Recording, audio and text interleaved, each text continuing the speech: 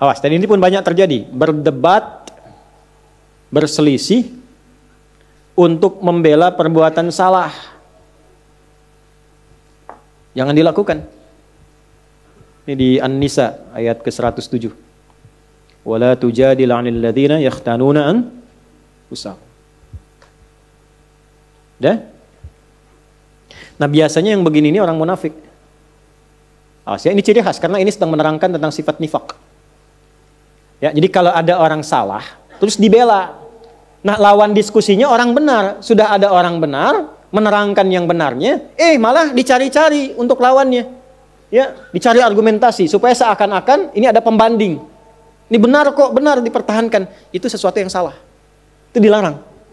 Sengaja berdebat untuk melawan sesuatu yang benar, tapi membela yang salah. Contoh. Ini paling gampang, paling aktual. Tapi jangan dipotong videonya. Kamera turun. Turun kamera. Ya, biar satu saja, biar lengkap. Nih, orang sudah tahu setiap muslim, kalau sholat berjamaah itu, khususnya di masjid misalnya, imamnya laki-laki. Saf makmum yang laki-laki depan. Kenapa ketawa? Perempuan di belakang. Sebaik-baik safnya tuh di belakang. Belakang pun ditata lagi. Udah ada bagiannya. Jadi kalau pengen saf pertama perempuan, di saf perempuan, di belakang laki-laki. Ya, itu yang sehat. Nah, dan itu yang benar. Karena yang ngajarkan Nabi. Kan gak mungkin melampaui Nabi. Nabi kan yang nyuruh. Bukan cuma disampaikan, sampai dipraktekkan, diukur oleh Nabi. Digaris begini, diatur. Abu Bakar sini, Utsman sini, Umar sini. Baris semua.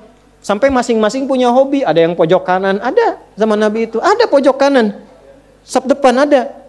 Dan itu ditunggu oleh Nabi. Karena Nabi tahu. Alhamdulillah. Nabi tahu. Itu ketahuannya saat meninggal. Karena Nabi komen, nungguin. Mana si fulan yang biasanya pojok kanan ini? Dilihat nggak ada. Ditunggu itu. Karena sudah waktu mau habis, maka dilakukan sholat. Lalu dicari ke rumahnya. Ini kisah nyata.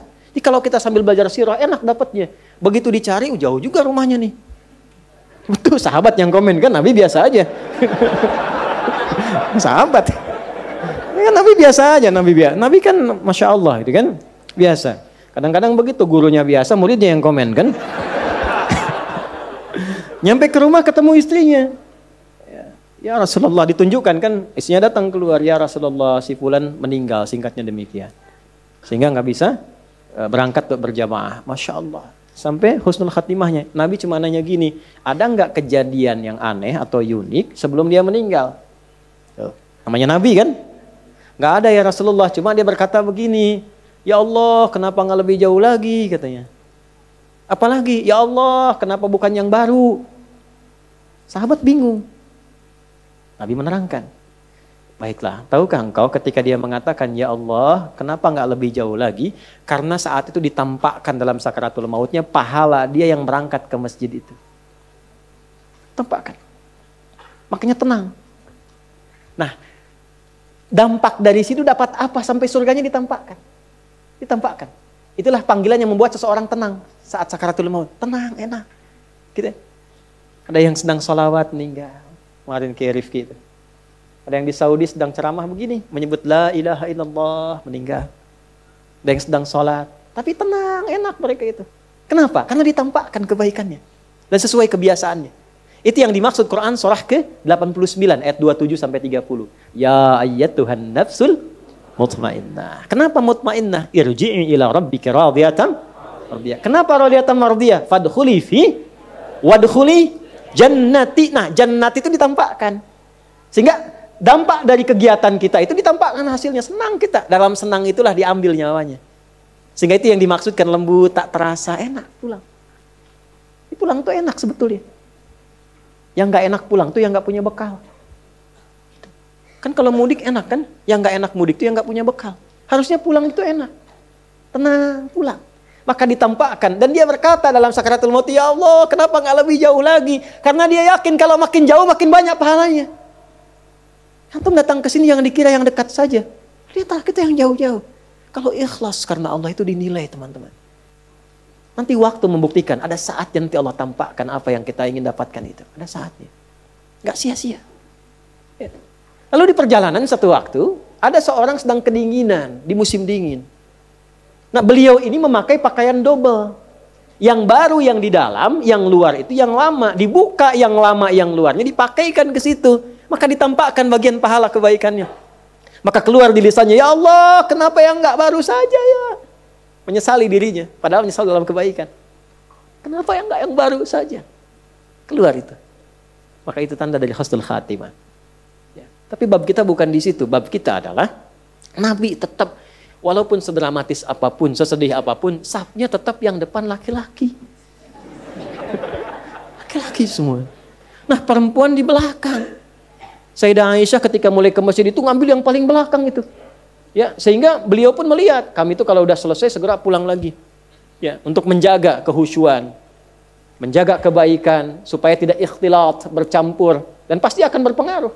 Makanya di awal-awal waktu saat baru-baru masuk Islam, saat ada perintah sholat, itu perempuan dilarang ya mendekat kepada laki-laki yang sedang sholat, apalagi lewat depan. Bisa dianggap batal. Kenapa? Karena sedang melatih syahwat di awal-awal masuk Islam. Ya, saking dipisahkannya supaya baik. Dan jangan dikira kalau ke belakang itu menunjukkan status perempuan rendah. Tidak, jangan ngarang sendiri. Tidak, bukan itu maksudnya. Ayo rekam tuh. Jangan dipotong ya. Justru ketika mematuhi Allah, tinggi statusnya.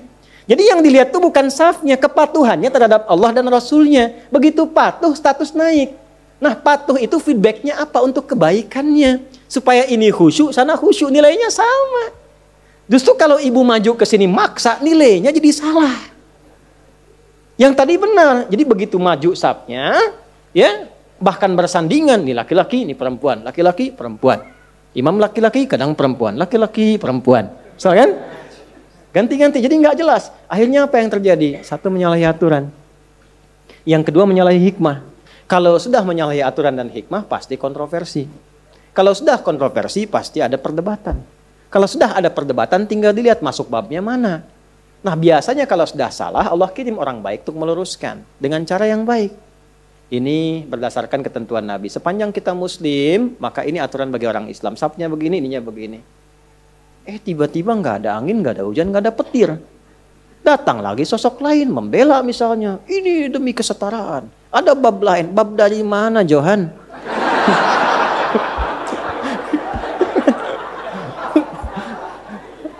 Ya kan?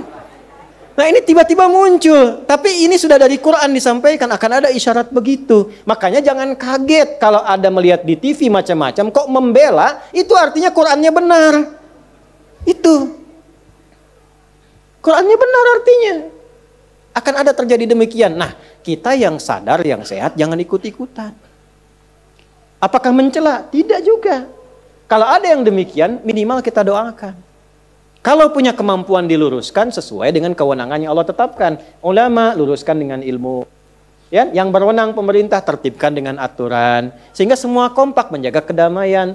Tapi tidak ada bab celaan, tidak ada bab hinaan. Itulah indahnya Islam. Ngajinya tuntaskan. Turun An-Nisa ayat 140.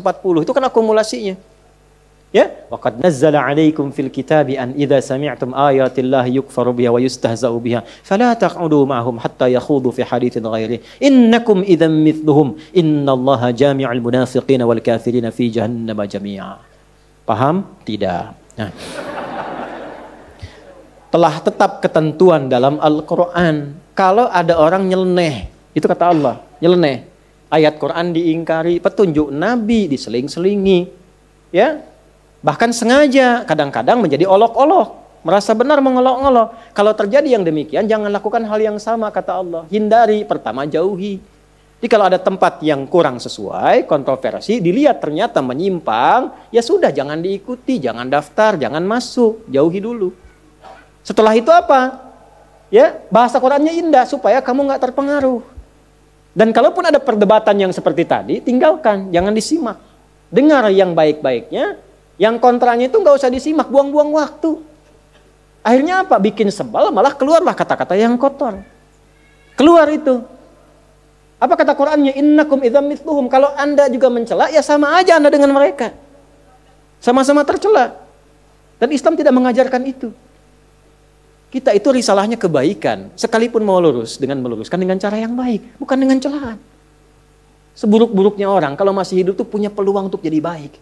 Allah memberi peluang, kenapa Anda yang bukan Tuhan menghambatnya? Maka minimal kita doakan. Minta kebaikan.